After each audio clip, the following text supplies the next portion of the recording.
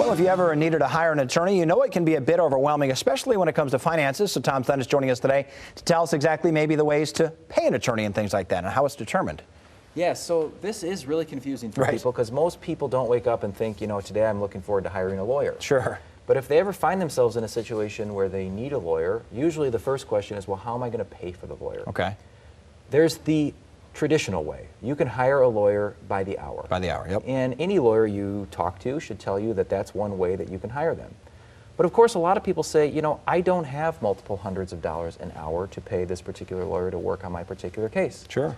So one of the things that we've come up with in the United States over the years is the idea that certain people can be represented on what's called a contingency fee. Okay. Now, unfortunately, I think we see too much of this advertising online or on TV that we don't really stop and think why it's important. And a contingency fee just says that the lawyer is not going to be paid unless there is a successful recovery in the case, and in which case the lawyer will be paid a percentage of the recovery. Sure. The reason it's important is it really is foundational to accessing the court system for those people who can't afford to pay multiple hundreds of dollars to a lawyer, which happens to be most people. Right. It means that those people can access a lawyer, and hopefully a good one, and that they will pay their lawyer when the case is resolved, and the lawyer is only paid if the case is resolved successfully. So in that respect, they're on the same page. Right. Right? So, but there are rules that apply to contingency fees, and people should be aware of this. One of the things is that the fee agreement has to be in writing. So, and this should be true really for any attorney fee arrangement, but certainly with contingent fees. There are certain limits, though, that exist. Our law and our ethical rules have said that there are certain areas where contingency fees are not appropriate. So generally speaking, in family law cases, contingency fees are not appropriate.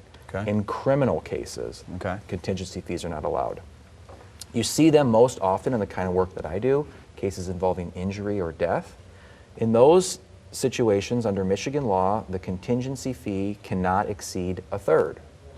Now, that's not true in other states, and I have found instances where people find their lawyer on their phone, and the lawyer may want to represent them, say in a Michigan case, and the lawyer is proposing, say, a 40% contingency fee. Well, that's not okay, because under Michigan law, it's a third. That's exactly right. Other thing to remember here is that costs are different than lawyer fees. So if your lawyer has to spend money to, say, hire an expert or take a deposition, those are separate from the fees, and those are the responsibility of the client.